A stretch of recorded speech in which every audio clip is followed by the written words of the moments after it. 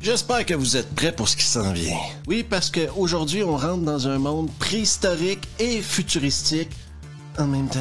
Et ça, c'est pas tous les jours que ça arrive à Vendredi Nanor. Un héros avec un brushing impeccable.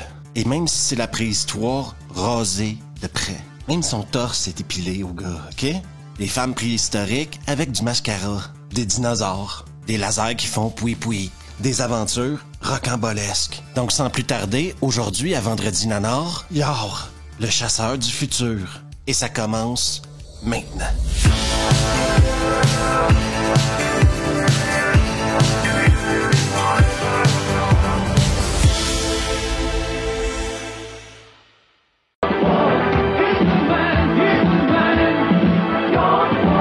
Le film commence par la chanson thème du film que vous venez tout juste d'entendre.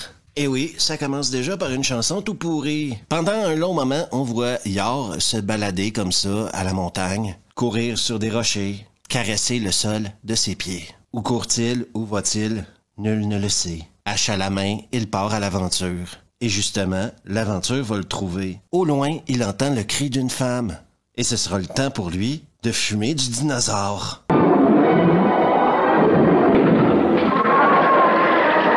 On se mentira pas, Yor est une machine de combat, un chasseur hors pair. Et comme pour posséder la puissance du dinosaure, eh bien, il va faire quelque chose de tout à fait normal à la préhistoire. Il va boire le sang du dinosaure qu'il vient de tuer et en offrir, bien sûr, à Kala. Ça brûle comme du feu. Si tu bois le sang de ton ennemi, tu prendras sa force. Et à l'oncle de Kala, ou le mec qui protège Kala, c'est pas super spécifié dans le film, Pag. Bois toi aussi. Ma force me suffit. Pag et Kala vont ramener Yor à leur tribu. Et on a le droit à une scène de 2 minutes où Kala gigote du fion. Méthode de séduction, nul ne le sait. Ou est-ce seulement un moment où le réalisateur du film a décidé de faire partager des regards entre Kala et Yor? N'oubliez pas de remarquer le mascara de Kala. Le mascara est effectivement une invention préhistorique.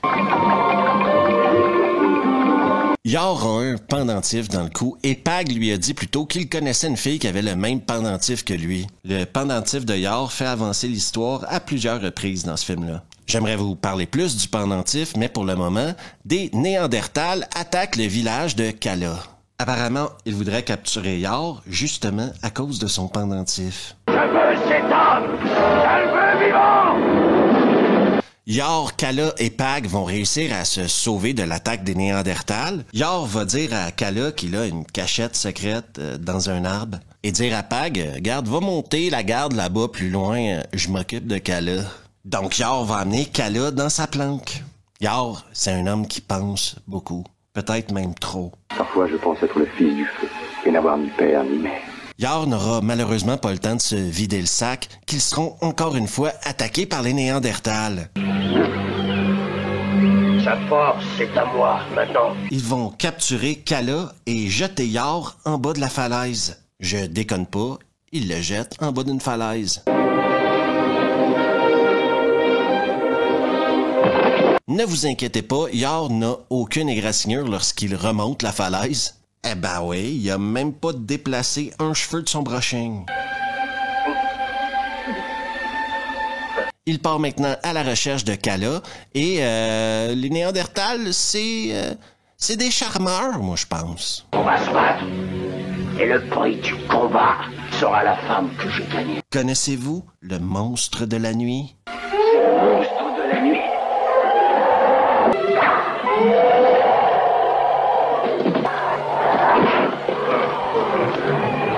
Yor de trouver un moyen créatif d'attaquer les Néandertals et comme il vient de donner une droite au monstre de la nuit, eh ben Yor il va décider de s'accrocher au monstre de la nuit. C'est dur à expliquer, il faut vraiment que je vous le montre.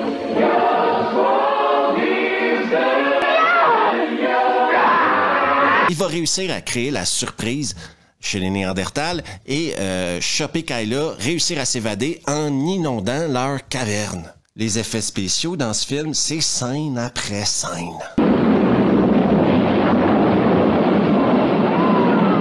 En attendant que l'action reprenne, voici maintenant un peu de science. La vapeur qui est là-bas, d'où peut-elle venir? Il y a des grandes crevasses dans la Terre. Et au fond de ces crevasses, il doit y avoir une grande chaleur.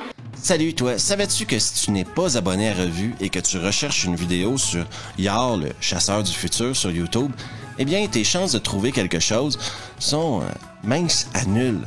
Alors n'hésite surtout pas à t'abonner juste ici, à laisser un pouce bleu, activer les notifs et partager la vidéo. On retourne à Yar, le chasseur du futur. Vous vous souvenez plutôt quand je vous parlais de son médaillon? Eh bien, Pag lui indique que la fille qu'il connaît avec le même médaillon que lui est un peu plus loin là-bas, dans la tribu des Hommes de Feu. Donc Yar part vers la tribu des Hommes de Feu et se fera capturer et amener à la fille en question. Elle s'appelle Roa. Un autre exemple d'un brushing impeccable. On raconte qu'un éclair de feu a déchiré le ciel et qu'on m'a trouvée inconsciente dans cette caverne. Tu es la preuve vivante que nous appartenons à une autre race. Cherchons ensemble d'où nous venons. La conversation qui suit est vachement instructive. Écoute, Roa. Nous appartenons tous les deux à une autre race. Il doit bien y avoir dans le monde un endroit où nous pourrons vivre en paix avec notre peuple. Et comme Roa ne veut pas tuer Yar, et que les Hommes de Feu, eux, veulent tuer Yar, eh bien, Roa et Yar vont devoir quitter le peuple du feu. Et comme ils croient que Roa est un dieu, ben ils vont pas la laisser partir comme ça. Baston! Tu sais que ce qui se passe présentement dans le film est vachement dangereux parce que la caméra fait ça.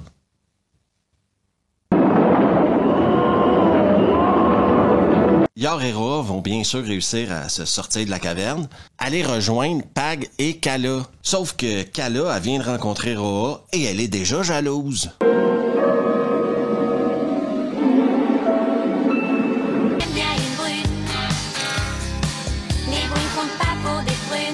Et là, Roa, elle est chaude comme du charbon, OK?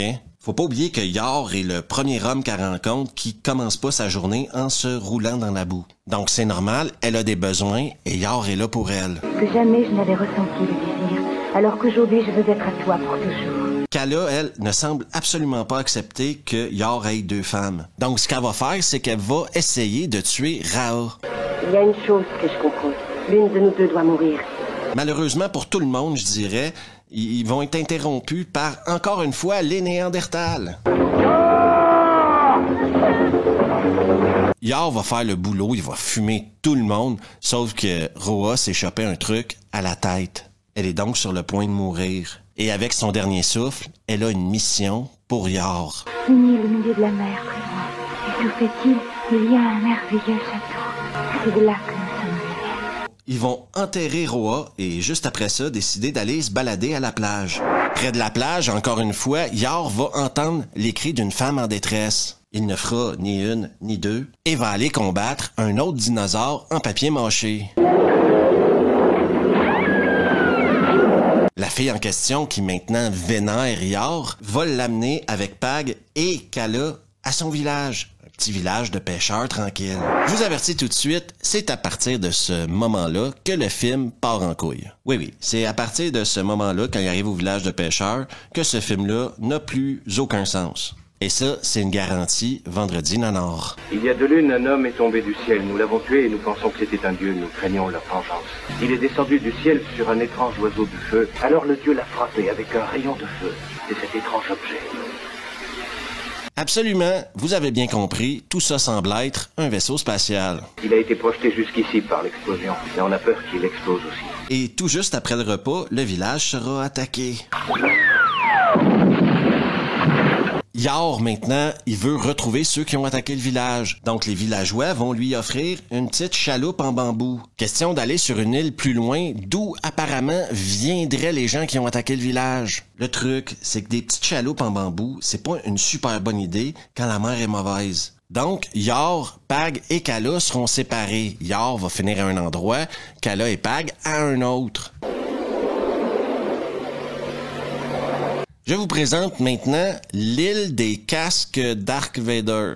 Ce que vous voyez présentement, ce sont des androïdes avec le même casque que Darth Vader. Je ne déconne pas, ceci est dans le film et c'est dans le film jusqu'à la fin. Est-ce que George Lucas a eu un pourcentage de ce film-là? Yar a été capturé maintenant pour la 3e fois du film et on va lui expliquer c'est quoi son médaillon. Ceux qui avaient dit « Ouais, Une mémoire virtuelle? Eh bien, vous avez raison, mais j'imagine qu'il n'y en avait pas beaucoup. Nous avons pu connaître tout sur votre vie grâce à votre mémoire virtuelle. Tout ce qui vous concerne est enregistré sur ce disque. Avec 15 minutes à faire dans le film, on décide de nous présenter le principal antagoniste, Overlord.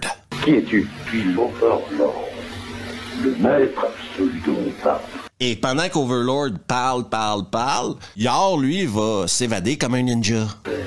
Nous analyserons la mémoire virtuelle de la fille. Quant au sauvage, il mourra.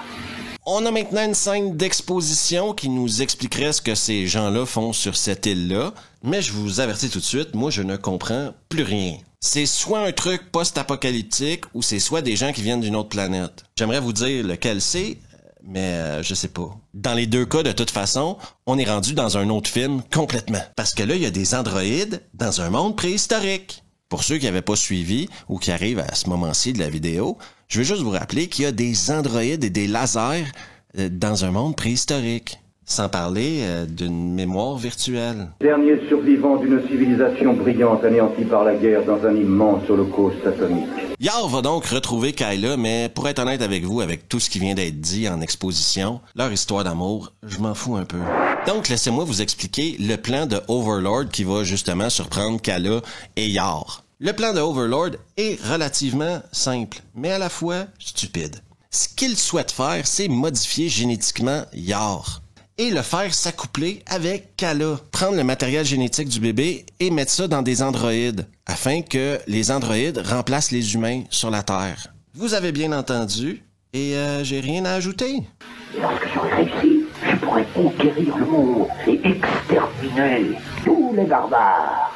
Par chance, les scientifiques qui restent sur l'île décident de se rebeller. Moment, laser tout pourri. Il y a une manette qui pend au bout d'un fil, et c'est là que tu vois que Yor, c'est un héros. J'y vais. Non, Yor! C'est clairement une télécommande qui pend du plafond, là. Coincé d'un côté, Yor a besoin d'aide. Et c'est à ce moment-là du film qu'on décide de nous apprendre que Pag, dans une autre vie, avait fait l'école du cirque.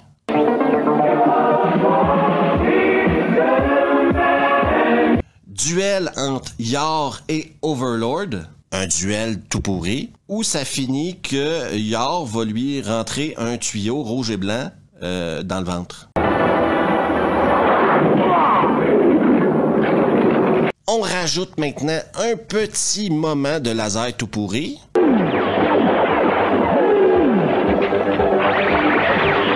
Tout le monde rentre dans le vaisseau spatial. Et c'est la fin de Yor, le chasseur du futur. Yor vole vers la Terre qu'il connaît déjà, celle des primitifs et des barbares. Ce film-là n'a aucun sens. À la base, c'était une série télé italienne qu'ils ont réduite pour en faire un film. À la demande des producteurs, bien sûr. Bien qu'en 1983, il y avait des clubs vidéo à remplir. Est-ce que Yor, le chasseur du futur, est un top nanar? C'est un nanar de milieu de peloton, parce qu'il réussit à t'ennuyer très souvent. J'ai de la difficulté à vous dire le nombre de fois où j'ai regardé, mais combien de temps il reste. Par contre, quand il tombe dans le nanar, c'est pas du semi-nanar. Non, on tue des dinosaures, on tire des lasers pourris. Je sais que je m'accroche un peu à son brushing, mais si le mec est passé dans un naufrage, il est même pas mouillé. Après, il court à travers des cavernes et il est jamais sale non plus.